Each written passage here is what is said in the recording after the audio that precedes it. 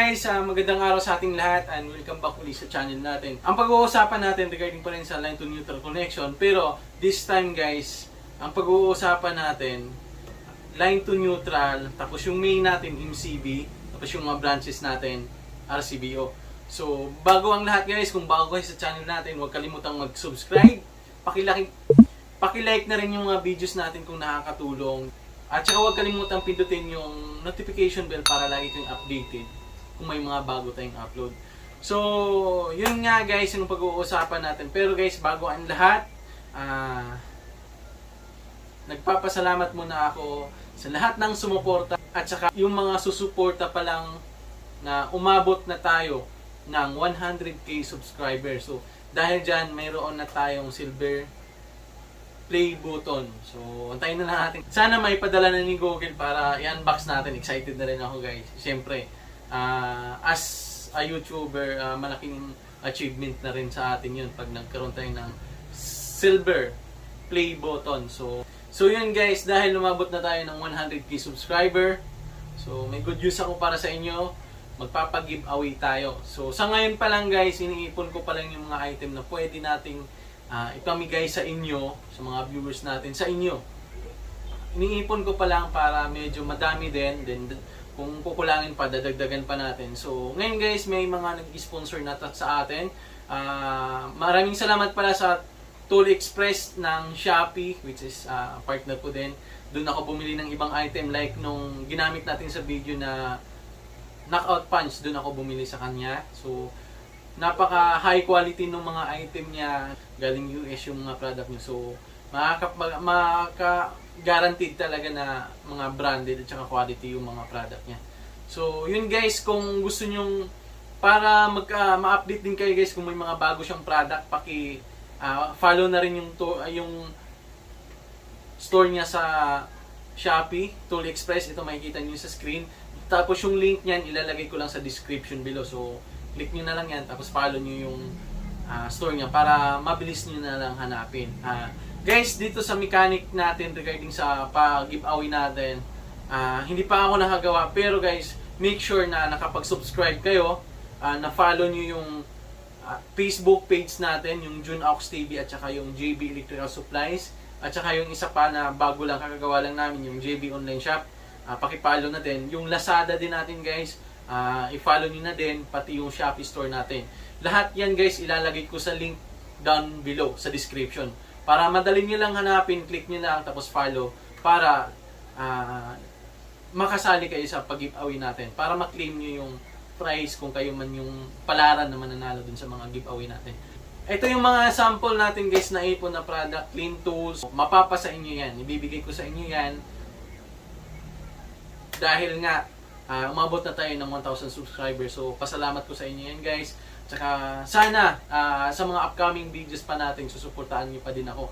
So, yun guys, back to our topic. So, ganito yung gagawin natin, o ito yung pag-uusapan natin guys. Ituturo ko sa inyo kung paano yung connection na ginawa natin dito. So, dito guys, MCB yung main natin, tapos mga branches natin, mga RCBO. So, ano bang kinagandahan nito guys? Kumpara dun sa main natin RCBO. So, kinagandahan kasi na ito guys,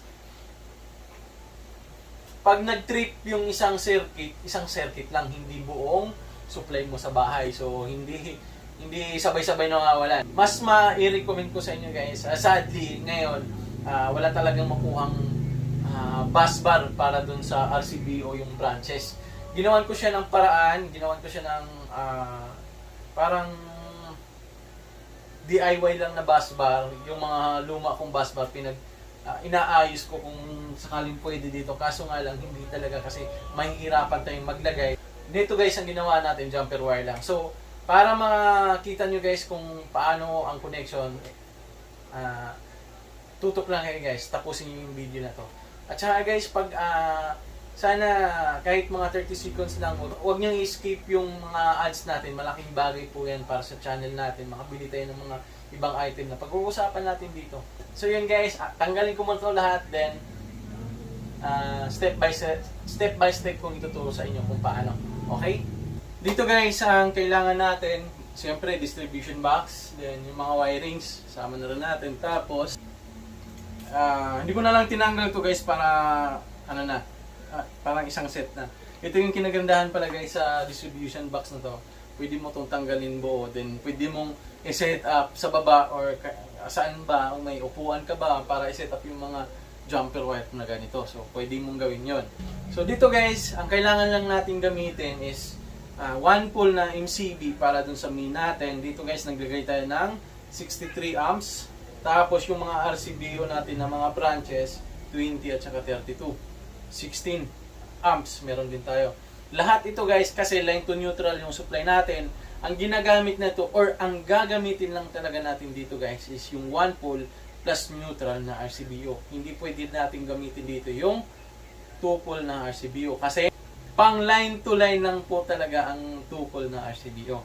So dito guys, buo ko siyang tinanggal na ganito para hindi ko na rin tinanggal yung mga wiring, yung mga jumper wire ko dito guys para hindi na tayo masyadong hindi na masyadong mahaba yung video natin. Dito guys, ipapakita ko lang sa inyo kung bakit ganito yung jumper wire ko.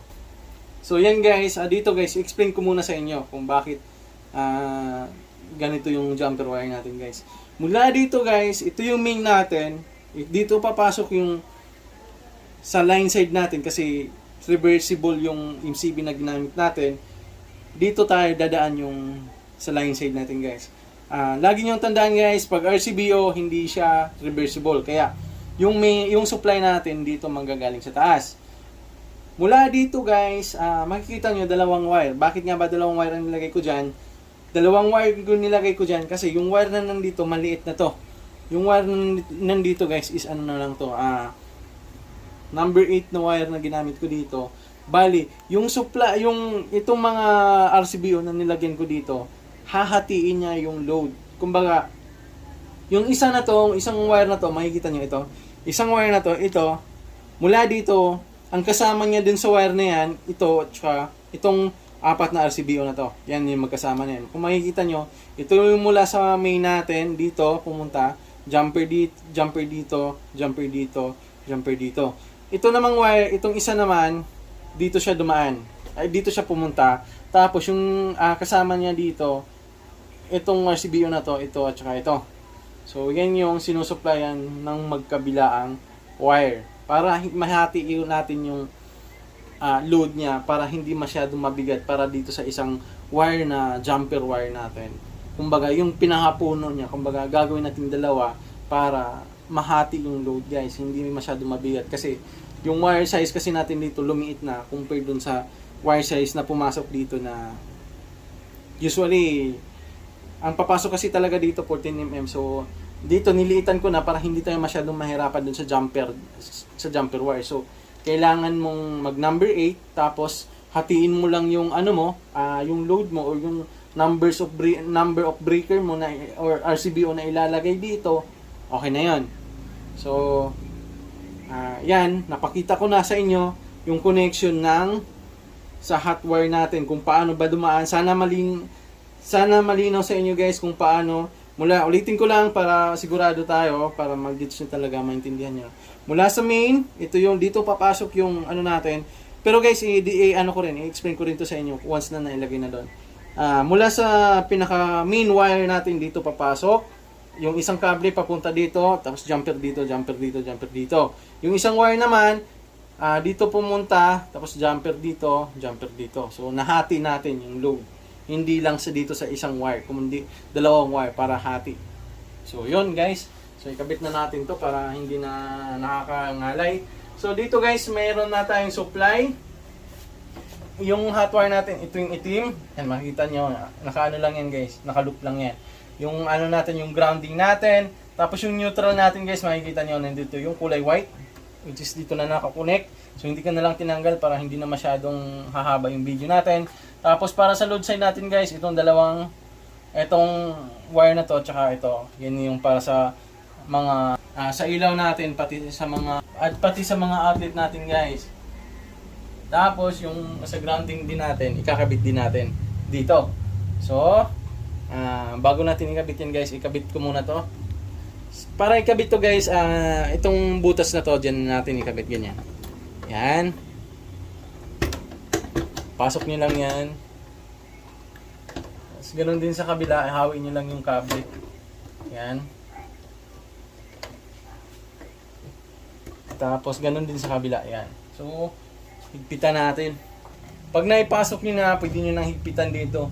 Make sure lang guys na tapat dito sa butas na to para pantay. Yan. Tapos kabila din. Yan. Tapat nyo lang din guys sa ano, sa butas. Yan. So, ikabit na natin.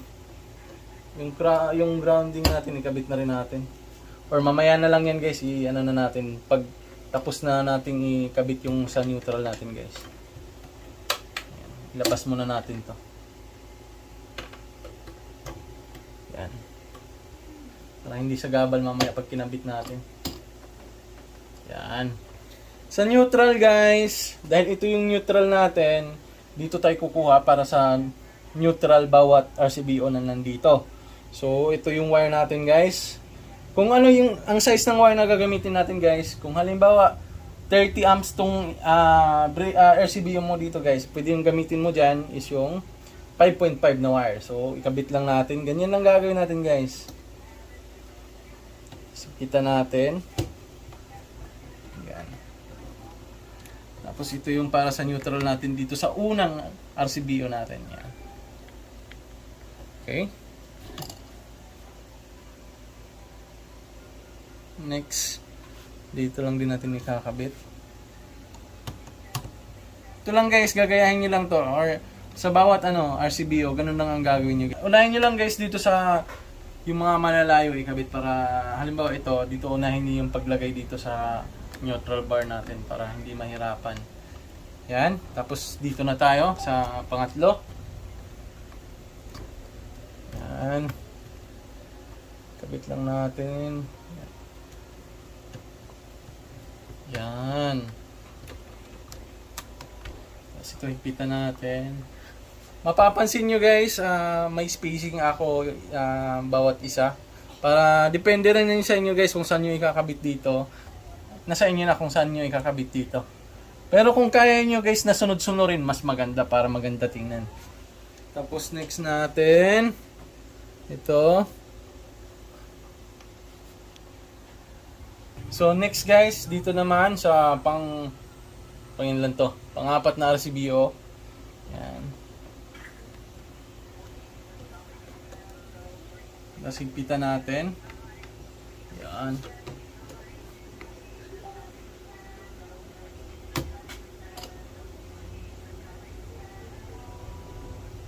Yan, higpitan natin. Next, ito. Yan.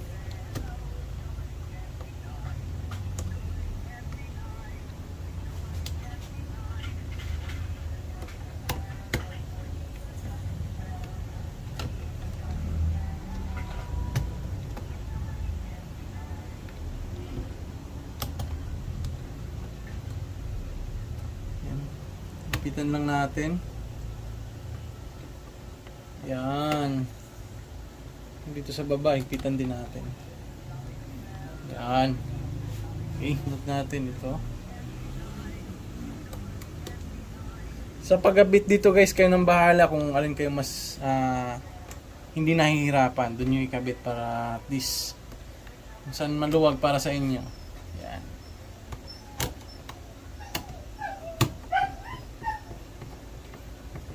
Yun. Kita natin. Okay.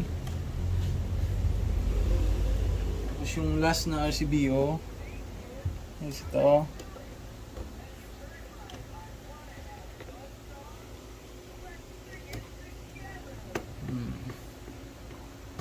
Tapos ito. Kita natin.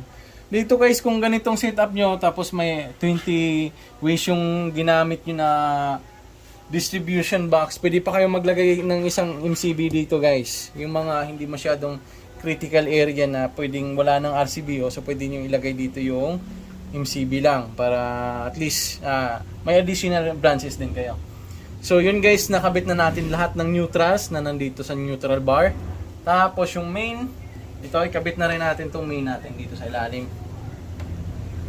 Usually guys, dito ang ilalagay nating wire, yung wire size is 14mm. Kasi naman dito. Pero yung ginamit ko dito guys, 8mm lang to.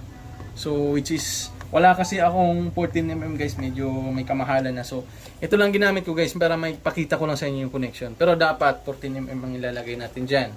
Ito namang grounding natin guys, mula dito, dito sa ano natin, sa labas sa may metro, dito naman natin ilalagay. Makikita nyo guys, ang pinagkaiba lang ng neutral bar at saka grounding, as I mentioned in our last video, makikita natin dito na may ground na sign. Yan, makikita nyo. Hindi nag-focus yung ano natin. Usog mo. Tasa. Yan guys, baka hindi lang masyadong kita kasi itim din kasi yung sulat. Dito guys, may nakalagay na sign na grounding. Yan. May sign na grounding na nakalagay dyan. Ito, yan. Tapos dito guys, natakpan na ng wire. Ito yung sa neutral natin. Make sure guys na ma-identify nyo yan as I mentioned sa last video natin. Para, kasi magkaiba talaga yung sa grounding at saka neutral guys. Yan. So, dyan natin ikakabit yung sa grounding natin. Tapos yung sa ano natin guys, sa grounding, papunta na dun sa circuit natin, kahit dito natin ilagay. Depende na sa inyo guys kung paano ang installation nyo. Kung alin yung mas pabor sa inyo guys. So dito ko na lang ilagay ito. Luwagan natin, tapos higpitan. Yan. Tapos yung isang wire natin, lagay natin dito. Yan. Higpitan din natin. Okay. Tapos unlike dun sa single pole na MCB na ginamit natin guys, lahat ng neutral dito kasi, kaya lahat ng neutral dito papunta sa circuit. Dito guys, yung wire papunta sa load side, dito na natin ilalagay. Pati yung neutral. Makikita naman natin dito sa baba, ito, ang kita natin dito sa baba, may load at saka N. So N, dito natin ilalagay yung neutral, which is ito yung dilaw na wire natin. Dito natin ilalagay. Puro pa konti. Yan. Pitan lang natin.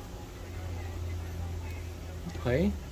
Then ang load sa hot wire natin guys, itong red. So dito natin ilalagay. Dun sa load na may nakalagay guys. Oops. Hindi kumagat. Wagat. Yan.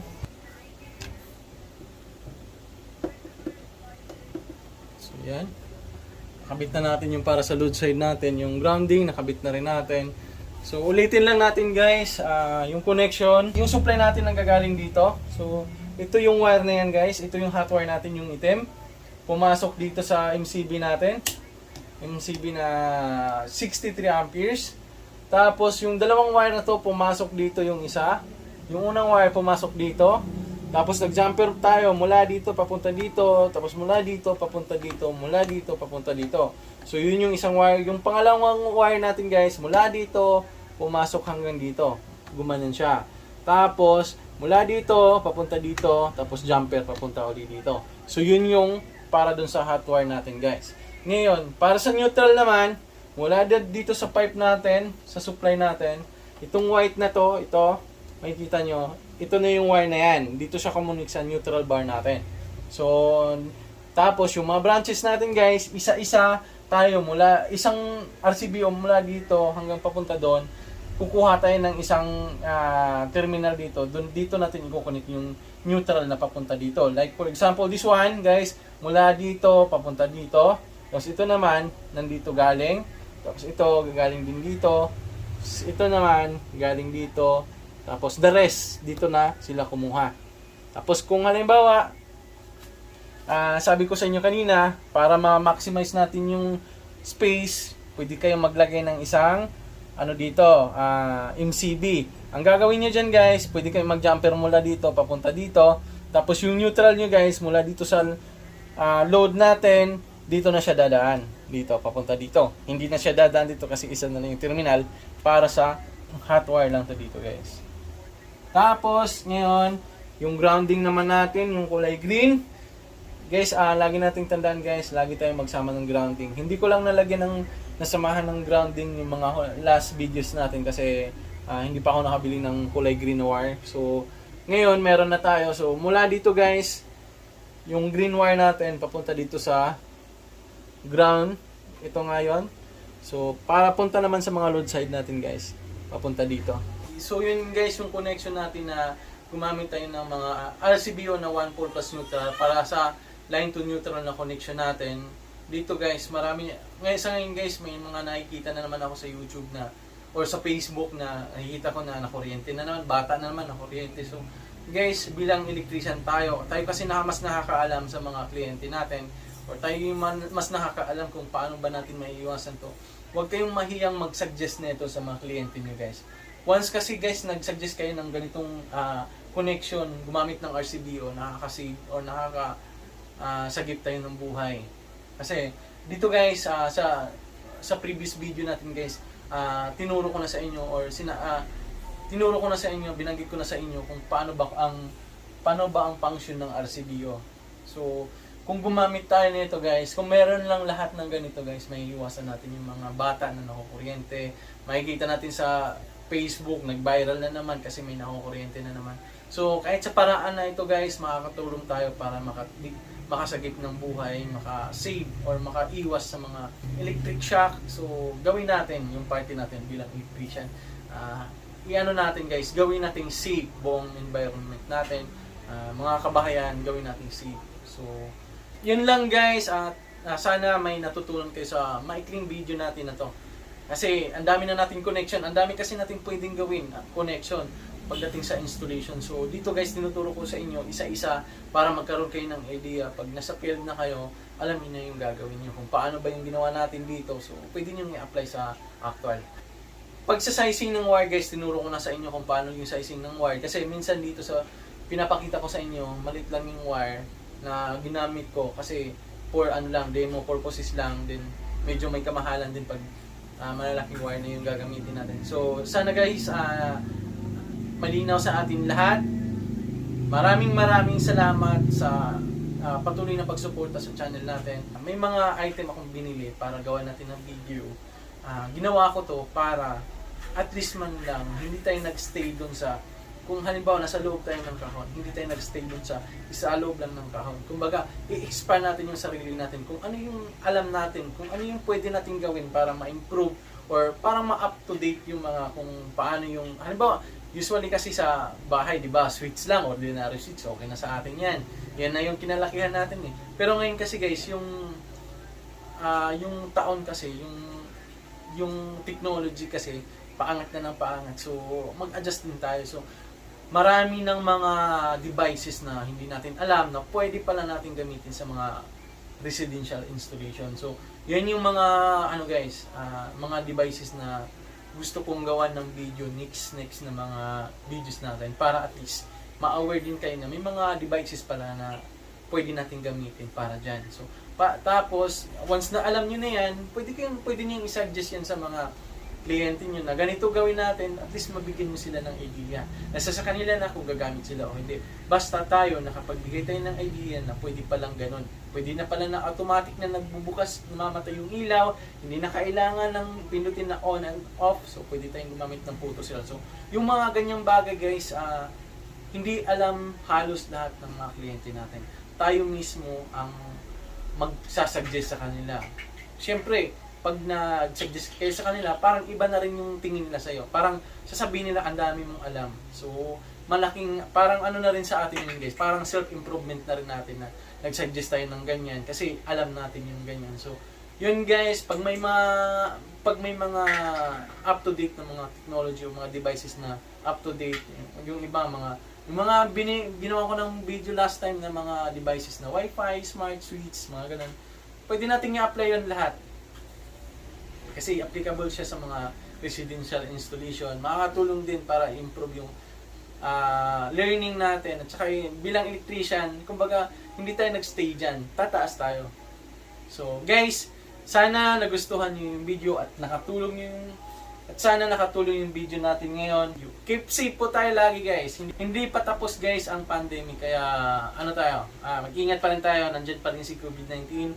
So lagi tayong mag-iingat. Maraming salamat. And this is June Aux TV. See you in the next video.